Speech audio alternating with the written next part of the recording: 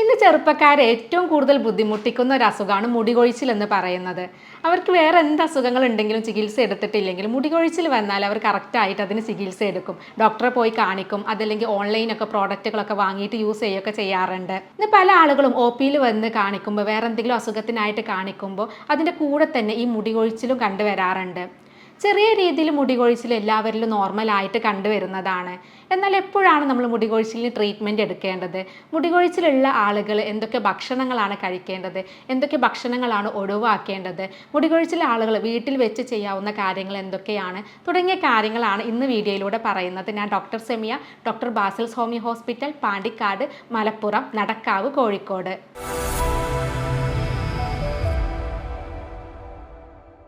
മിക്ക ആളുകളും പറയാറുണ്ട്, ഡോക്ടറെ മുടികൊഴിച്ചിലിന് ഒരുപാട് മെഡിസിൻ എടുത്തു, ഒരുപാട് വർഷങ്ങളായിട്ട് മരുന്ന് എടുക്കുന്നുണ്ട്, അതുപോലെ തന്നെ ഓൺലൈനിലൊക്കെ പല പ്രോഡക്റ്റുകളൊക്കെ യൂസ് ചെയ്ത് നോക്കി, എന്നിട്ടും മാറുന്നില്ല എന്ന് പറയാറുണ്ട്. അപ്പോൾ മുടികൊഴിച്ചിൽ ഇങ്ങനെ കൂടുതൽ ആളുകൾക്കും വരുന്നത് എന്തുകൊണ്ടാണെന്നുള്ളത് മനസ്സിലാക്കിയിട്ട് അതിൻ്റെ കാരണത്തെയാണ് നമ്മൾ ചികിത്സിക്കേണ്ടത്. പലപ്പോഴും നമ്മളിങ്ങനെ ഓൺലൈനായിട്ടൊക്കെ പല പ്രോഡക്റ്റുകളൊക്കെ വാങ്ങി യൂസ് ചെയ്യുമ്പോൾ നമുക്ക് താൽക്കാലികമായിട്ടുള്ള ആശ്വാസം മാത്രമേ കിട്ടുള്ളൂ. അപ്പോൾ അതിൻ്റെ കാരണം എന്താണ്? പല ഹോർമോൺ ചേഞ്ചസ് കൊണ്ടാവാം, അല്ലെങ്കിൽ പോഷകങ്ങളുടെ കുറവ് കാരണമാവാം, അപ്പോൾ അതുപോലെ സ്ട്രെസ്സ് കൊണ്ടാവാം, അങ്ങനെ പല കാരണങ്ങൾ കൊണ്ട് നമുക്ക് മുടികൊഴിച്ചിൽ വരാറുണ്ട്. അപ്പോൾ അതിൻ്റെ കാരണം എന്താണെന്നുള്ളത് മനസ്സിലാക്കി അതിന് കൃത്യമായിട്ടുള്ള ചികിത്സ എടുക്കുകയാണ് വേണ്ടത്. അപ്പോൾ വർഷങ്ങളോളം ഇങ്ങനെ മുടികൊഴിച്ചിൽ പറയുന്ന ഒരുപാട് പേര് നമുക്ക് പരാതി പറയുന്നവരുണ്ട്. അവർക്ക് നമ്മുടെ ഒരു ക്ലിനിക്കൽ എക്സ്പീരിയൻസിൽ ഒരുപാട് പേർക്ക് ഈ മുടികൊഴിച്ചിൽ മാറ്റിയെടുക്കാൻ പറ്റിയിട്ടുണ്ട്. അപ്പോൾ നമ്മളിവിടെ ചെയ്യുന്നത് ഈ മുടികൊഴിച്ചിൽ എന്തുകൊണ്ടാണ് വരുന്നതെന്ന് നോക്കിയിട്ട് അതിൻ്റെ കാരണത്തെയാണ് നമ്മൾ ചികിത്സിക്കുന്നത്. അപ്പോൾ അതുകൊണ്ട് തന്നെ ഈ മുടികൊഴിച്ചിൽ നമുക്ക് ഫലപ്രദമായിട്ട് തന്നെ മാറ്റിയെടുക്കാൻ പറ്റാറുണ്ട്. അത് 3 to 6 months വരെ ചിലപ്പോൾ ട്രീറ്റ്മെൻറ്റ് എടുത്തു കഴിഞ്ഞാലും അത് പൂർണ്ണമായിട്ട് തന്നെ വർഷങ്ങളോളമുള്ള ബുദ്ധിമുട്ട് നമുക്കൊരു 3 മാസം കൊണ്ടോ അല്ലെങ്കിൽ 6 മാസം കൊണ്ടൊക്കെ നമുക്ക് മാറ്റിയെടുക്കാൻ പറ്റാറുണ്ട്.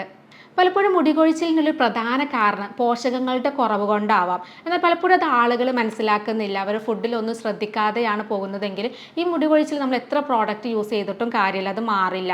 അപ്പോൾ പോഷകങ്ങളുടെ കുറവ് കൊണ്ടാണെങ്കിൽ നമ്മൾ പോഷകങ്ങൾ അടങ്ങിയിട്ടുള്ള ഫുഡുകൾ കൂടുതൽ കഴിക്കുകയാണ് വേണ്ടത്. പോഷകങ്ങൾ കുറവ് എന്ന് പറയുമ്പോൾ കൂടുതലും അയൺ കുറയുമ്പോൾ നമുക്ക് മുടികൊഴിച്ചിൽ വരാറുണ്ട്. അതുപോലെ തന്നെ വൈറ്റമിൻ B12 കുറവ് കൊണ്ട് വരാം, വൈറ്റമിൻ ഡിയുടെ കുറവ് കൊണ്ട് വരാം, അതുപോലെ തന്നെ കാൽസ്യക്കുറവ് കൊണ്ടൊക്കെ നമുക്ക് ഇതുപോലെ മുടികൊഴിച്ചിൽ അനുഭവപ്പെടാറുണ്ട്. അപ്പോൾ അങ്ങനെയുള്ള ആളുകൾ അയൺ റിച്ച് ആയിട്ടുള്ള ഫുഡുകളും വൈറ്റമിൻ B12 റിച്ച് ആയിട്ടുള്ള ഫുഡുകൾ, വൈറ്റമിൻ ഡി റിച്ച് ആയിട്ടുള്ള ഫുഡുകളൊക്കെ നമ്മൾ ഭക്ഷണത്തിൽ ഉൾപ്പെടുത്തണം. പല ആളുകളും ചിന്തിക്കാറുണ്ട്, ഭക്ഷണം ഉൾപ്പെടുത്തി കഴിഞ്ഞാൽ എങ്ങനെയാണ് ഇപ്പോൾ ഈ മുടികൊഴിച്ചിൽ മാറുന്നത് എന്നുള്ളത് ചിന്തിക്കാറുണ്ട്. എന്നാൽ പോഷകങ്ങളുടെ കുറവ് കാരണം നമ്മുടെ ഹെയർ ഗ്രോത്ത് കുറയാനുള്ള കാരണമാവാറുണ്ട്. കാരണം നമ്മുടെ ഹെയർ ഫോളിക്കിൾസിന് ആവശ്യമായിട്ടുള്ള പോഷകങ്ങൾ എത്തിയിട്ടില്ലെങ്കിൽ അത് കറക്റ്റായിട്ട് വളരില്ല. അപ്പോൾ മുടികൊഴിച്ചിൽ അനുഭവപ്പെടാം, അല്ലെങ്കിൽ ബലക്കുറവ് അനുഭവപ്പെടാം, പെട്ടെന്ന് പൊട്ടിപ്പോവാം, ഇങ്ങനെയുള്ള ഇഷ്യൂസൊക്കെ കാണിക്കാറുണ്ട്. അപ്പോൾ മുടികൊഴിച്ചിലുള്ള ആളുകൾ ആദ്യം ശ്രദ്ധിക്കേണ്ടത് ഇത്തരത്തിലുള്ള പോഷകങ്ങൾ, അയണോ അല്ലെങ്കിൽ വൈറ്റമിൻ B12 വൈറ്റമിൻ ഡിയോ അങ്ങനെ എന്തെങ്കിലും കുറവുണ്ടോ എന്നുള്ളത് ആദ്യം നമ്മൾ ചെക്ക് ചെയ്യണം. അപ്പോൾ അതിലെന്തെങ്കിലും കുറവുണ്ടെങ്കിൽ അതിനനുസരിച്ചിട്ടുള്ള ഭക്ഷണങ്ങളും ട്രീറ്റ്മെൻറ്റുമാണ് നമ്മൾ എടുക്കേണ്ടത്. അതുപോലെ തന്നെ നമ്മുടെ മുടിയുടെ വളർച്ചയ്ക്ക് ഏറ്റവും ആവശ്യമായിട്ടുള്ള ഒന്നാണ് കെരാറ്റിൻ. കെരാറ്റിൻ എന്ന് പറയുന്നത് ഒരു പ്രോട്ടീനാണ്. അപ്പോൾ പ്രോട്ടീൻ കുറവുള്ള ആളുകളിലും ഇതുപോലെ മുടികൊഴിച്ചിൽ വരാറുണ്ട്. അപ്പോൾ നമ്മൾ പ്രോട്ടീൻ റിച്ച് ആയിട്ടുള്ള ഫുഡുകളാണ് ആ സമയത്ത് കഴിക്കേണ്ടത്. അപ്പോൾ അയൺ കുറവുള്ള ആളുകളാണെങ്കിൽ നമ്മൾ ഫെറിറ്റിൻ ലെവൽ നോക്കിക്കഴിഞ്ഞാൽ നമുക്ക് അയൺ നമ്മുടെ ബോഡിയിലുണ്ടോ ഇല്ലേ എന്നുള്ളത് അറിയാൻ പറ്റും. അപ്പോൾ ഫെറിറ്റിൻ ലെവൽ ഒരു 40 താഴെയാണെങ്കിൽ തീർച്ചയായിട്ടും നമ്മളതിന് അയൺ ടാബ്ലറ്റ് എടുക്കുകയോ അതല്ലെങ്കിൽ അയൺ റിച്ച് ആയിട്ടുള്ള ഫുഡ് നന്നായിട്ട് കഴിക്കുകയും വേണം. അപ്പോൾ അയൺ റിച്ച് ആയിട്ടുള്ള ഫുഡുകൾ നമുക്കറിയാം കൂടുതലായിട്ട് ഇലക്കറികളിൽ, മുരിങ്ങ, ചീര പോലെയുള്ള ഇലക്കറികളിൽ കൂടുതലായിട്ട് അയൺ കണ്ടൻറ്റ് ഉണ്ട്. അതുപോലെ തന്നെ ചുവന്ന ചീരയിലും അയൺ കണ്ടൻറ്റ് കൂടുതലാണ്.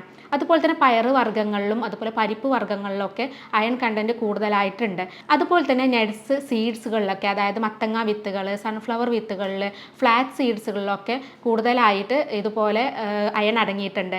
അതുപോലെ തന്നെ ഡേറ്റ്സ്, അതായത് ഈത്തപ്പഴം, അതുപോലെ കറുത്ത ഉണക്കമുന്തിരി, അത്തിപ്പഴം, എള്ള്, ഇതൊക്കെ സ്ഥിരമായിട്ട് കഴിക്കുന്നതും അയൺ കൂടുതലാവാൻ, നമ്മുടെ ശരീരത്തിൽ കൂടുതലാവാൻ വേണ്ടിയിട്ട് സഹായിക്കാറുണ്ട്.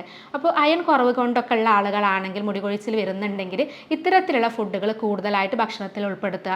അതുപോലെ തന്നെ മുഴുധാന്യങ്ങൾ, രാഗി, ഓട്സ്, ബ്രൗൺ റൈസ് ഒക്കെ സ്ഥിരമായിട്ട് കഴിക്കുന്നതും നമ്മുടെ ബോഡിയിൽ അയൺ കൂട്ടാൻ വേണ്ടിയിട്ട് ഹെൽപ്പ് ചെയ്യാറുണ്ട്. അപ്പോൾ ഇത്തരത്തിലുള്ള അയൺ റിച്ച് ആയിട്ടുള്ള ഫുഡുകളാണ് നമ്മൾ കൂടുതലായിട്ട് ഭക്ഷണത്തിൽ ഉൾപ്പെടുത്തേണ്ടത്. അപ്പോൾ അയൺ കൂടുതലായി കഴിഞ്ഞാൽ തന്നെ നമ്മുടെ ഹെയർ ഫോളിക്കിൾസിനൊക്കെ ബലം കിട്ടുകയും അതുപോലെ ഹെയർ ഗ്രോത്ത് കൂടുകയും അത് നമുക്ക് മുടികൊഴിച്ചിൽ പോലെയുള്ള ബുദ്ധിമുട്ടൊക്കെ ഇല്ലാതാക്കുകയും ചെയ്യാറുണ്ട്. അതുപോലെ തന്നെ നോൺ വെജ് ഫുഡുകളിലും കൂടുതലായിട്ട് അയൺ അടങ്ങിയിട്ടുണ്ട്. ഈ റെഡ് മീറ്റുകളൊക്കെ കൂടുതലായിട്ട് അയൺ ഉണ്ട്. അതുപോലെ ലിവറിലൊക്കെ ചിക്കൻ്റെ ഒക്കെ ലിവറൊക്കെ സ്ഥിരമായിട്ട് കഴിച്ചു കഴിഞ്ഞാൽ അയൺ കൂടാൻ ഹെൽപ്പ് ചെയ്യാറുണ്ട്. എന്നാൽ നമ്മൾ ശ്രദ്ധിക്കേണ്ടത് ഈ അയൺ റിച്ച് ആയിട്ടുള്ള ഫുഡുകൾ കഴിക്കുമ്പോൾ ചില ഫുഡുകൾ ഒഴിവാക്കേണ്ടതുണ്ട്.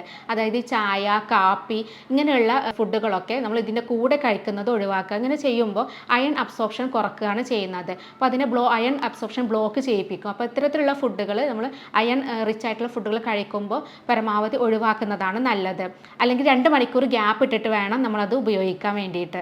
അപ്പോൾ അയൺ കുറവുള്ള ആളുകളാണെങ്കിൽ, ഈ ഫെറിറ്റിൻ ലെവൽ കുറവാണെങ്കിൽ അയൺ റിച്ച് ആയിട്ടുള്ള ഫുഡുകൾ കഴിക്കണം എന്ന് പറഞ്ഞു. അപ്പോൾ അതിൻ്റെ കൂടെ തന്നെ നമ്മൾ അയൺ സപ്ലിമെൻ്റ് എടുക്കുന്നതും നല്ലതാണ്. നല്ല കുറവുള്ള ആളുകളാണെങ്കിൽ ഭക്ഷണം ശ്രദ്ധിക്കുന്ന പോലെ തന്നെ അതിൻ്റെ കൂടെ അയൺ സപ്ലിമെൻറ്റ്സും കൂടെ എടുക്കണം. അത് നമ്മുടെ ചികിത്സയിൽ ഹോമിയോപ്പതിയിലൊക്കെ നല്ല അയൺ സപ്ലിമെൻറ്റ്സുകളുണ്ട്. അപ്പോൾ ഇതിൻ്റെ കൂടെ തന്നെ അയൺ സപ്ലിമെൻറ്റ്സും കൂടെ എടുക്കുമ്പോൾ ഈ മുടി കൊഴിച്ചിൽ നമുക്ക് ഫലപ്രദമായിട്ട് തന്നെ മാറ്റിയെടുക്കാൻ പറ്റാറുണ്ട്.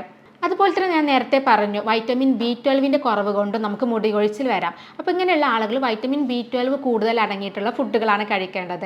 അപ്പോൾ വൈറ്റമിൻ B12 കൂടുതൽ നമുക്കറിയാം നോൺ വെജുകളാണ് കൂടുതൽ, നോൺ വെജ് ഫുഡുകളിലാണ് ഒരുപാട് വൈറ്റമിൻസ് ഉള്ളത്. വൈറ്റമിൻ B12 ഏറ്റവും കൂടുതൽ അടങ്ങിയിട്ടുള്ളത് ലിവറിലാണ്. അതായത് ചിക്കൻ്റെ, ആട്ടിറച്ചിയുടെ ഒക്കെ ലിവറിലാണ് കൂടുതലായിട്ട് വൈറ്റമിൻ B12 അടങ്ങിയിട്ടുള്ളത്. അതുപോലെ തന്നെ സാൽമണ്, ട്യൂണ പോലെയുള്ള മീനുകളിലും വൈറ്റമിൻ B12 അടങ്ങിയിട്ടുണ്ട്.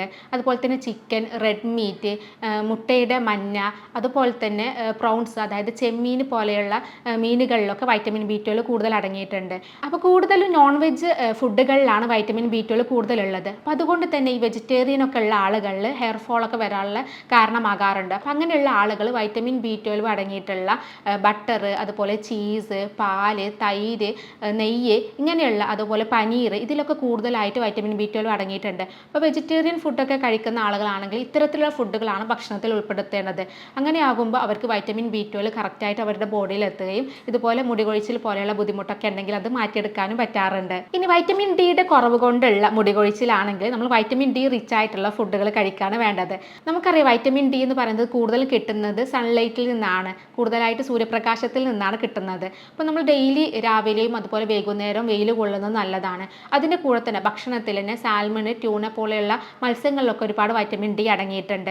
അതുപോലെ തന്നെ ബട്ടർ, അതുപോലെ തന്നെ നട്ട്സുകളിൽ, സീഡ്സുകളിലൊക്കെ ഒരുപാട് വൈറ്റമിൻ ഡി അടങ്ങിയിട്ടുണ്ട്. അപ്പോൾ ഇത്തരം ഫുഡുകൾ സ്ഥിരമായിട്ട് കഴിക്കുന്നത് വൈറ്റമിൻ ഡി കൂടാനും അതുകൊണ്ടുള്ള മുടി കൊഴിച്ചിലൊക്കെ ആണെങ്കിൽ അത് മാറ്റിയെടുക്കാനും പറ്റാറുണ്ട്. അതുപോലെ നേരത്തെ പറഞ്ഞു നമ്മൾ പ്രോട്ടീൻ റിച്ച് ആയിട്ടുള്ള ഫുഡുകളും കഴിക്കേണ്ടതുണ്ട്. കാരണം മുടിയുടെ വളർച്ചയ്ക്ക് ഏറ്റവും അത്യാവശ്യമായിട്ടുള്ള ഒന്നാണ് കെരാറ്റിൻ എന്ന് പറയുന്ന പ്രോട്ടീൻ. അപ്പോൾ പ്രോട്ടീൻ റിച്ച് ആയിട്ടുള്ള ഫുഡുകൾ ചിക്കന്, പാല്, മുട്ട ഇതൊക്കെ കൂടുതൽ ഭക്ഷണത്തിൽ ഉൾപ്പെടുത്തുന്നത് നല്ലതാണ്. അപ്പോൾ ഇത്തരത്തിലുള്ള നമ്മളെ പോഷകങ്ങളുടെ കുറവ് കൊണ്ട് വരുന്ന മുടി കൊഴിച്ചിലാണെങ്കിൽ ഈ കാര്യങ്ങൾ നമ്മളൊക്കെ ഭക്ഷണത്തിൽ ഉൾപ്പെടുത്തണം. അയൺ റിച്ച് ആയിട്ടുള്ള ഫുഡുകൾ കഴിക്കണം, വൈറ്റമിൻ B12 റിച്ച് ആയിട്ടുള്ള ഫുഡുകൾ കഴിക്കണം, അതുപോലെ വൈറ്റമിൻ ഡി റിച്ച് ആയിട്ടുള്ള ഫുഡുകൾ, പ്രോട്ടീൻ റിച്ച് ആയിട്ടുള്ള ഫുഡുകളാണ് ഭക്ഷണത്തിൽ ഉൾപ്പെടുത്തേണ്ടത്.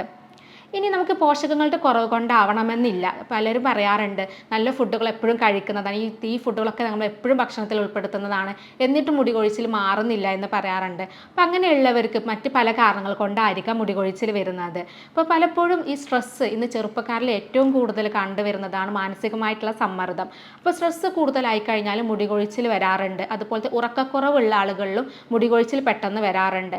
അപ്പോൾ അങ്ങനെയുള്ള ആളുകൾ സ്ട്രെസ്സ് മാനേജ് ചെയ്യാനുള്ള കാര്യങ്ങളാണ് ചെയ്യേണ്ടത്. അതുപോലെ തന്നെ ഉറക്കക്കുറവുള്ള ആളുകളാണെങ്കിൽ അതിനനുസരിച്ചിട്ടുള്ള ചികിത്സയാണ് എടുക്കേണ്ടത്. അപ്പോൾ സ്ട്രെസ്സ് മാനേജ് ചെയ്യാൻ വേണ്ടിയിട്ട് നമുക്ക് ഇഷ്ടപ്പെട്ട ആക്ടിവിറ്റീസൊക്കെ ചെയ്യാം, അതുപോലെ മെഡിറ്റേഷൻ ചെയ്യാം, യോഗ ചെയ്യാം, ഡെയിലി വ്യായാമങ്ങളൊക്കെ ചെയ്ത് കഴിഞ്ഞാൽ തന്നെ സ്ട്രെസ്സ് കുറഞ്ഞു വരാറുണ്ട്. അപ്പോൾ അങ്ങനെയുള്ള കാര്യങ്ങളൊക്കെ ചെയ്ത് ഇനി സ്ട്രെസ്സ് കൂടുതലുള്ള ഡിപ്രഷൻ, ആൻസൈറ്റി പോലെയുള്ള കേസുകളൊക്കെ ആണെങ്കിൽ അത് കറക്റ്റായിട്ട് ഒരു സൈക്കോളജിസ്റ്റിനെ കാണിച്ചിട്ടോ അല്ലെങ്കിൽ സൈക്കാട്രിസ്റ്റിനെ കാണിച്ചിട്ട് കൃത്യമായിട്ടുള്ള കൗൺസിലിംഗ് കാര്യങ്ങളൊക്കെ ചെയ്ത് കഴിഞ്ഞിട്ടുണ്ടെങ്കിൽ അത് മാനേജ് ചെയ്യാൻ പറ്റും. അപ്പോൾ അങ്ങനെയുള്ള കേസുകളാണെങ്കിൽ നമുക്ക് മുടി കൊഴിച്ചിൽ അതുകൊണ്ട് വരുന്നതാണെങ്കിൽ നമുക്ക് സ്ട്രെസ്സൊക്കെ മാനേജ് ചെയ്ത് കഴിഞ്ഞാൽ തന്നെ മാറ്റിയെടുക്കാൻ പറ്റാറുണ്ട്. അതുപോലെ തന്നെ ഉറക്കക്കുറവ് മിനിമം നമ്മൾ ഡെയിലി ഒരു 7 മണിക്കൂർ മുതൽ 8 മണിക്കൂറെങ്കിലും ഉറങ്ങണം. അപ്പോൾ കൂടുതൽ ഉറക്കം കളഞ്ഞിട്ടുള്ള ജോലിയൊക്കെ ഉള്ള ആളുകളാണെങ്കിൽ അവരിൽ ഇങ്ങനെ ഇതുപോലെ മുടി കൊഴിച്ചിൽ കാണുന്നുണ്ടെങ്കിൽ അവർ ഉറക്കം ശരിയാക്കുകയാണ് ആദ്യം വേണ്ടത്. അതുപോലെ തന്നെ നമുക്ക് മറ്റ് പല കാരണം മറ്റ് അസുഖങ്ങൾ കൊണ്ട് ഹെയർ ഫോൾ വരാം, ഈ മുടി കൊഴിച്ചിൽ വരാം. അത് PCOD പോലെയുള്ള പ്രശ്നം കൊണ്ട് വരാം. PCOD എന്ന് പറയുന്നത് അണ്ടാശയത്തിൽ കുമിളകൾ വരുന്നതാണ്, സ്ത്രീകളിൽ കാണുന്ന ഒരു ലൈഫ് സ്റ്റൈൽ ഡിസീസാണ്. അപ്പോൾ PCOD വന്നു കഴിഞ്ഞിട്ടുണ്ടെങ്കിൽ നമ്മുടെ ഈസ്ട്രജനിൽ മാറ്റങ്ങൾ വരികയും അതുപോലത്തെ ഈസ്ട്രജൻ ലെവൽ കുറയും, ടെസ്റ്റോസ്റ്റിറോൺ പുരുഷ ഹോർമോൺ കൂടുതലാവുകയും ചെയ്യും. അപ്പോൾ ഇങ്ങനെ ഹോർമോൺ ചേഞ്ചസ് ഇംബാലൻസ് വരുമ്പോൾ മുടി കൊഴിച്ചിൽ കാണാറുണ്ട്. അതുപോലെ തന്നെ തൈറോയ്ഡ് രോഗികളിൽ TSH കുറയുകയും കുറയുകയോ അല്ലെങ്കിൽ കൂടുകയോ ചെയ്യുമ്പോൾ ഹെയർ ഫോൾ വരാം, ഈ മുടി കൊഴിച്ചിൽ വരാറുണ്ട്. അപ്പോൾ ഇങ്ങനെയുള്ള രോഗങ്ങൾ ഉണ്ടോ എന്നുള്ളതും പരിശോധിക്കുന്നത് നല്ലതാണ്. അപ്പോൾ മുടി കൊഴിച്ചിൽ വർഷങ്ങളോളം മെഡിസിൻ എടുത്തിട്ടും മാറുന്നില്ല, കുറേ പ്രോഡക്ട്സ് യൂസ് ചെയ്തിട്ടും മാറുന്നില്ലെങ്കിൽ തൈറോയിഡ് ഉണ്ടോ എന്നുള്ളത് ചെക്ക് ചെയ്യുക. അതുപോലെ PCOD ഉണ്ടോ എന്നുള്ളത് ചെക്ക് ചെയ്യുക. കാരണം തൈറോയിഡ് രോഗികളിൽ ഏറ്റവും കൂടുതൽ കണ്ടുവരുന്ന ഒരു പ്രശ്നമാണ് ഈ ഹെയർ ഫോൾ അല്ലെങ്കിൽ മുടി കൊഴിച്ചിൽ എന്ന് പറയുന്നത്. അതുപോലെ തന്നെ പ്രഗ്നൻസിക്ക് ശേഷം ഹോർമോൺ ചേഞ്ചസുകൾ വരാം. പോസ്റ്റ് പ്രഗ്നൻസി ആയിട്ട് ഹോർമോൺ ചേഞ്ചസ് വന്നിട്ട് അങ്ങനെ മുടി കൊഴിച്ചിൽ വരാറുണ്ട്. അപ്പോൾ അതിനനുസരിച്ചുള്ള ട്രീറ്റ്മെൻറ്റാണ് എടുക്കേണ്ടത്. ഇനി പുരുഷന്മാരിലാണെങ്കിൽ ടെസ്റ്റോസ്റ്റിറോൺ ഹോർമോണിൽ മാറ്റങ്ങൾ വന്നു കഴിഞ്ഞിട്ടുണ്ടെങ്കിൽ, അതുപോലെ തന്നെ പ്രോസ്റ്റേറ്റ് ഗ്രന്ഥിയിൽ വീക്കൊക്കെ വന്നു കഴിഞ്ഞാൽ ഹോർമോൺ ചേഞ്ചസ് വരും. അങ്ങനെ ഹോർമോൺ ചേഞ്ചസ് വന്നു കഴിഞ്ഞിട്ടുണ്ടെങ്കിലും ഇതുപോലെ പുരുഷന്മാരിൽ ഹെയർ ഫോൾ വരാം. അപ്പോൾ ഈ മുടി കൊഴിച്ചിൽ ഇങ്ങനെയുള്ള കാരണങ്ങൾ കൊണ്ടാണെങ്കിൽ അതിനനുസരിച്ചുള്ള ട്രീറ്റ്മെൻറ്റാണ് എടുക്കേണ്ടത്. ഇനി മുടി കൊഴിച്ചിലിൻ്റെ കൂടെ തന്നെ പല ആളുകളും പറയാറുണ്ട് ഡാൻഡ്രഫ്. ഇപ്പോൾ ഡാൻഡ്രഫ് കാരണം മുടി കൊഴിച്ചിൽ വരാം. കാരണം ആദ്യം നമുക്ക് ഡാൻഡ്രഫ് ആയിരിക്കാം വരുന്നത്. ഡാൻഡ്രഫ് പലപ്പോഴും വരുന്നത് നമുക്ക് കൂടുതൽ വിയർക്കുന്ന ആളുകളിൽ വരാം. അതുപോലെ തന്നെ കൂടുതൽ പുറത്തൊക്കെ ജോലി ചെയ്യുന്ന പൊടിയും അതുപോലെ തന്നെ വിയർപ്പൊക്കെ ചേർന്ന് നിൽക്കുന്ന ആളുകളിൽ ഈ മുടിയുടെ ഭാഗത്ത് നമ്മുടെ തലയിൽ ഈ വിയർപ്പും ചെളിയൊക്കെ നിന്ന് കഴിഞ്ഞിട്ടുണ്ടെങ്കിൽ പെട്ടെന്ന് താരൻ വരാനുള്ള സാധ്യതയുണ്ട്. പിന്നെ താരൻ വന്നു കഴിഞ്ഞിട്ടുണ്ടെങ്കിലും ഇത് മുടി കൊഴിച്ചിലേക്ക് നയിക്കാറുണ്ട്. അതുപോലെ തന്നെ സ്കാൽപ്പിൽ നമ്മുടെ തലയോട്ടിൽ എന്തെങ്കിലും ഇൻഫെക്ഷൻ ഉണ്ടെങ്കിൽ, സെബോറിക് ഡെർമറ്റൈറ്റിസ് പോലെയുള്ള എന്തെങ്കിലും ഇൻഫെക്ഷന്, അതല്ലെങ്കിൽ ഫംഗൽ ഇൻഫെക്ഷനൊക്കെ ഉണ്ടെങ്കിൽ പെട്ടെന്ന് മുടി കൊഴിച്ചിൽ വരാറുണ്ട്. അപ്പം അങ്ങനെയുള്ള രോഗങ്ങളുള്ള ആളുകളാണെങ്കിൽ അത്തരത്തിലുള്ള രോഗത്തിന് ആദ്യം ചികിത്സ എടുക്കുകയാണ് വേണ്ടത്. അത് മാറിക്കഴിഞ്ഞാൽ തന്നെ ഇതുപോലെയുള്ള താരനും അതുപോലെ തന്നെ ഹെയർ ഫോളൊക്കെ ഉണ്ടെങ്കിൽ അതൊക്കെ നമുക്ക് മാറ്റിയെടുക്കാൻ പറ്റാറുണ്ട്. ഇനി ചില ആളുകളിൽ ശരിയായ രീതിയിൽ ഹെയർ കെയർ ചെയ്തിട്ടില്ലെങ്കിലും ഇതുപോലെ മുടി കൊഴിച്ചിൽ വരാം. കറക്റ്റായിട്ട് മുടി ഡെയിലി നോക്കുന്നില്ലെങ്കിൽ നമ്മുടെ മുടി കൊഴിഞ്ഞു പോകാനുള്ള സാധ്യതയുണ്ട്. അപ്പോൾ നമ്മൾ കൃത്യമായിട്ട് നമ്മുടെ മുടിക്ക് കൃത്യമായിട്ടുള്ള സംരക്ഷണം കൊടുക്കണം. അപ്പോൾ അതിന് വേണ്ടിയിട്ട് ചില ആളുകൾ സ്ഥിരമായിട്ട് ചൂടുവെള്ളത്തിൽ കുളിക്കുന്ന ആളുകളുണ്ട്. അപ്പോൾ ചൂടുവെള്ളത്തിൽ കുളിക്കുന്ന ആളുകളിൽ പെട്ടെന്ന് ഈ ഹെയർ ഫോൾ മുടി കൊഴിച്ചിൽ വരാം. അപ്പോൾ അങ്ങനെ ശീലമുള്ള ആളുകളാണെങ്കിൽ അത്തരം ശീലങ്ങൾ ഒഴിവാക്കുക. അതുപോലെ തന്നെ ഡെയിലി ഷാമ്പു യൂസ് ചെയ്യുന്ന ആളുകളുണ്ട്. ഷാമ്പു എന്ന് പറയുന്നത് നമ്മൾ സ്ഥിരമായിട്ട് ഉപയോഗിക്കുന്നത് അത്ര നല്ലതല്ല. കാരണം ഇതിൽ ഒരുപാട് കെമിക്കൽസ് ഒക്കെ അടങ്ങിയിട്ടുള്ളതാണ്. അപ്പോൾ സ്ഥിരമായിട്ട് ഷാമ്പു ഉപയോഗിച്ച് കഴിഞ്ഞിട്ടുണ്ടെങ്കിൽ മുടി കൊഴിച്ചിൽ വരാം. അപ്പോൾ അങ്ങനെയുള്ളവർ ശ്രദ്ധിക്കേണ്ടത് ഒരു ആഴ്ചയിൽ ഒരു 2-3 പ്രാവശ്യം മാത്രമേ നമ്മൾ ഷാമ്പു യൂസ് ചെയ്യാൻ പാടുള്ളൂ. അപ്പോൾ അങ്ങനെ സ്ഥിരമായിട്ട് യൂസ് ചെയ്ത് കഴിഞ്ഞാൽ അത് മുടി കൊഴിച്ചിലേക്ക് നയിക്കാറുണ്ട്. ഇപ്പോൾ സ്ഥിരമായിട്ട് ഇങ്ങനെ ഹെയറിൽ ഡൈ ചെയ്യുന്ന ആളുകൾ, സ്ട്രൈറ്റനിങ് ചെയ്യുന്ന ആളുകൾ, അല്ലെങ്കിൽ മുടി കളർ ചെയ്യുന്ന ആളുകളിലൊക്കെ മുടി കൊഴിച്ചിൽ വരാനുള്ള സാധ്യതയുണ്ട്. അപ്പം അങ്ങനെയുള്ള കാരണങ്ങൾ കൊണ്ടൊക്കെ ആണെങ്കിൽ അത്തരം കാര്യങ്ങൾ പരമാവധി മുടിയിൽ ഒഴിവാക്കുന്നതാണ് നല്ലത്. ഇനി മുടി കൊഴിച്ചിലുള്ള ആളുകൾ നിർബന്ധമായിട്ടും ചെയ്യേണ്ട ടെസ്റ്റുകൾ എന്തൊക്കെയാണെന്നുള്ളതാണ് പറയുന്നത്.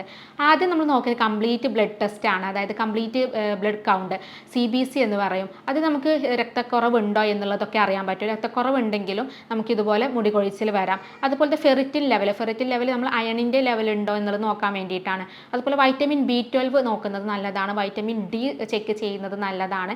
അതുപോലെ തന്നെ TFT തൈറോയിഡ് ഫംഗ്ഷൻ ടെസ്റ്റ് നോക്കുന്നത് നല്ലതാണ്. പിന്നെ PCOD പോലെയുള്ള കണ്ടീഷൻസ് ഒക്കെ നമ്മൾ വയർ സ്കാൻ ചെയ്യുമ്പോൾ ഉണ്ടെങ്കിൽ ഹോർമോൺ ടെസ്റ്റുകൾ ചെയ്യണമെങ്കിൽ അത്തരം ഹോർമോണുകൾ ഈസ്ട്രജൻ, ടെസ്റ്റോസ്റ്റിറോൺ ഒക്കെ ചെക്ക് ചെയ്യുന്നതും നല്ലതാണ്. അപ്പോൾ ഇത്തരത്തിലുള്ള ഇൻവെസ്റ്റിഗേഷൻസ് ആണ് നിർബന്ധമായിട്ട് മുടി കൊഴിച്ചിലുള്ള ആളുകൾ ചെയ്യേണ്ടത്. നമ്മൾ വെറുതെ ഓൺലൈനായിട്ട് പല പ്രോഡക്റ്റുകൾ വാങ്ങി യൂസ് ചെയ്യുക, അല്ലെങ്കിൽ മരുന്ന് ഷോപ്പിൽ പോയിട്ട് ഇത്തരത്തിൽ ഷാമ്പുകളൊക്കെ യൂസ് ചെയ്യുക, ഇങ്ങനെയൊക്കെ ചെയ്ത് കഴിഞ്ഞാൽ നമ്മൾ താൽക്കാലികമായിട്ടുള്ള ഒരു ആശ്വാസം മാത്രമേ കിട്ടുള്ളൂ. അപ്പോൾ ഇത് എന്തുകൊണ്ടാണെന്നുള്ളത് മനസ്സിലാക്കി അതിനനുസരിച്ചുള്ള ചികിത്സയാണ് നമ്മൾ എടുക്കേണ്ടത്. അപ്പോൾ മുടി കൊഴിച്ചിലുള്ള ആളുകൾ നമ്മൾ ഡെയിലി വീട്ടിൽ വെച്ചിട്ട് നമ്മുടെ സ്കാൽപ്പ് എങ്ങനെ കെയർ ചെയ്യാമെന്നുള്ളത് നോക്കാം. അപ്പോൾ നമ്മൾ ഡെയിലിയോ അല്ലെങ്കിൽ ആഴ്ചയിൽ ഒരു 3-4 പ്രാവശ്യം നന്നായിട്ട് ഓയിൽ വെച്ച് മസാജ് ചെയ്യുന്നത് നല്ലതാണ്. നമ്മളൊരു 10 മിനിറ്റെങ്കിലും നമ്മുടെ മുടി നന്നായിട്ട് മസാജ് ചെയ്ത് തലയോട്ട് നന്നായിട്ട് മസാജ് ചെയ്ത് കഴിഞ്ഞാൽ അത് ഹെയർ ഫോളിക്കിൾസിനെ സ്റ്റിമുലേറ്റ് ചെയ്യും. അപ്പോൾ ഈ ഫോളിക്കിൾസ് സ്റ്റിമുലേറ്റ് ചെയ്യുമ്പോൾ പെട്ടെന്ന് ഹെയർ ഗ്രോത്ത് ഉണ്ടാകുകയും ഈ ഹെയർ ഫോളൊക്കെ നിൽക്കുകയും ചെയ്യും. അപ്പോൾ അങ്ങനെയുള്ള ആളുകൾ കൂടുതലും കോക്കനട്ട് ഓയിൽ, അതായത് വെളിച്ചെണ്ണയോ അല്ലെങ്കിൽ കാസ്റ്റർ ഓയിലോ ഒക്കെ വെച്ചിട്ട് നന്നായിട്ട് ഒരു 10 മിനിറ്റ് മസാജ് ചെയ്യുക. ഇത് ആഴ്ചയിൽ ഒരു 3-4 ദിവസം ചെയ്യുക, അല്ലെങ്കിൽ ഡെയിലി ചെയ്യുന്നതും നല്ലതാണ്.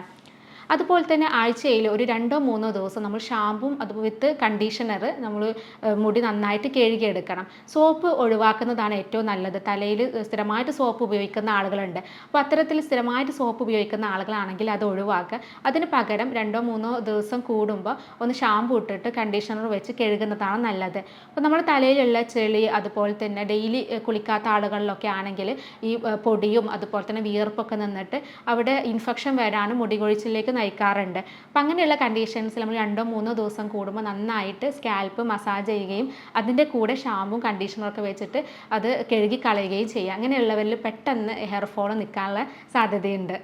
ഇനി മുടി കൊഴിച്ചിലുള്ള ആളുകൾ വീട്ടിൽ വെച്ച് ചെയ്യേണ്ട കുറച്ച് കാര്യങ്ങളാണ് പറയുന്നത്. ഫ്രഷ് ആയിട്ടുള്ള ഉള്ളി എടുത്തിട്ട് നന്നായിട്ട് പേസ്റ്റ് പോലെ ആക്കിയിട്ട് അത് തലയോട്ടിൽ നന്നായിട്ട് മസാജ് ചെയ്ത് പിടിപ്പിക്കുക. എന്നിട്ട് ഒരു 30 മിനിറ്റ് കഴിഞ്ഞിട്ട് നന്നായിട്ട് കഴുകിക്കളയുക. ഇങ്ങനെ ചെയ്ത് കഴിഞ്ഞിട്ടുണ്ടെങ്കിൽ മുടി കൊഴിച്ചിൽ പെട്ടെന്ന് നിൽക്കാറുണ്ട്. അതുപോലെ തന്നെ വേപ്പില, നമ്മുടെ കറി ലീവ്സ്, കോക്കനട്ട് ഓയിൽ, അതായത് വെളിച്ചെണ്ണയിലിട്ട് തിളപ്പിച്ചിട്ട് നന്നായിട്ട് തിളപ്പിക്കുക. തിളപ്പിച്ചതിന് ശേഷം അത് കൂളായതിന് ശേഷം നമ്മളത് ഹെയർ ഓയിലായിട്ട് ഡെയിലി യൂസ് ചെയ്യുക. അത് ഈ ഹെയർ ഓയിൽ വെച്ചിട്ട് നന്നായിട്ട് മസാജ് ചെയ്യുക. ഡെയിലി ഒരു 10-15 മിനിറ്റ് മസാജ് ചെയ്ത് കഴിഞ്ഞിട്ടുണ്ടെങ്കിൽ മുടി കൊഴിച്ചിൽ നിൽക്കാറുണ്ട്. അതുപോലെ ആഴ്ചയിൽ ഒരു ദിവസം ഒരു പ്രോട്ടീൻ ഹെയർ മാസ്ക് യൂസ് ചെയ്യുന്നത് നല്ലതാണ്. അതായത് ഒരു മുട്ടയിലേക്ക് 2 ടീസ്പൂണ് തൈരും അതുപോലെ 1 സ്പൂണ് വെളിച്ചെണ്ണയും യൂസ് ചെയ്തിട്ട് നന്നായിട്ട് അത് മിക്സ് ചെയ്യുക. എന്നിട്ട് മിക്സ് ചെയ്തതിന് ശേഷം അത് തലയിൽ ഒരു മാസ്ക് പോലെ പുരട്ടി വെക്കുക. ഒരു 30 മിനിറ്റ് പുരട്ടി വെച്ച് കഴിഞ്ഞിട്ടുണ്ടെങ്കിൽ ഒരു 30 മിനിറ്റ് കഴിഞ്ഞതിന് ശേഷം അത് കഴുകിക്കളയുക. ഇങ്ങനെ വീക്കിലി വൺസ്, ആഴ്ചയിൽ ഒരു പ്രാവശ്യം ഇത് ചെയ്താൽ മതി. ഇങ്ങനെ പ്രോട്ടീൻ ഹെയർ മാസ്ക് ചെയ്ത് കഴിഞ്ഞിട്ടുണ്ടെങ്കിൽ മുടി കൊഴിച്ചിൽ നല്ല ആശ്വാസം കിട്ടാറുണ്ട്. ഇതൊരു 3-4 മാസം ഓരോ ആഴ്ചയിൽ വെച്ച് ചെയ്ത് കഴിഞ്ഞിട്ടുണ്ടെങ്കിൽ സ്ഥിരമായിട്ട് വരുന്ന മുടി കൊഴിച്ചിലൊക്കെ നമുക്ക് മാറ്റിയെടുക്കാൻ പറ്റാറുണ്ട്. അതുപോലെ തന്നെ നമുക്ക് വീട്ടിൽ വെച്ച് ചെയ്യാവുന്ന മറ്റൊന്നാണ് aloe vera gel. Aloe vera gel use ചെയ്തിട്ട് നന്നായിട്ട് ഒരു 10-15 മിനിറ്റ് വെച്ചിട്ട് തലയോട്ടിയിൽ നന്നായിട്ട് മസാജ് ചെയ്ത് കഴിഞ്ഞിട്ടുണ്ടെങ്കിലും മുടി കൊഴിച്ചിൽ നിൽക്കാറുണ്ട്. അപ്പോൾ ഇത്തരത്തിലുള്ള കാര്യങ്ങൾ കൂടെ നമ്മൾ വീട്ടിൽ വെച്ച് ചെയ്ത് കഴിഞ്ഞിട്ടുണ്ടെങ്കിൽ ഒരു പരിധി വരെ മുടി കൊഴിച്ചിൽ നമുക്ക് മാറ്റിയെടുക്കാൻ പറ്റും. ഇതൊക്കെ ചെയ്തിട്ട് കുറയുന്നില്ലെങ്കിൽ നമ്മളൊരു ഡോക്ടറെ കാണിച്ചിട്ട് അത് എന്തുകൊണ്ടാണ് വരുന്നതെന്ന് മനസ്സിലാക്കി അതിനനുസരിച്ചുള്ള കൃത്യമായിട്ടുള്ള ചികിത്സ എടുക്കുക. പിന്നെ നമ്മൾ ചികിത്സയിലേക്ക് വരികയാണെങ്കിൽ ഇപ്പോൾ മുടി കൊഴിച്ചിലൊക്കെ നമുക്ക് പൂർണ്ണമായിട്ട് തന്നെ മാറ്റിയെടുക്കാൻ പറ്റാറുണ്ട്.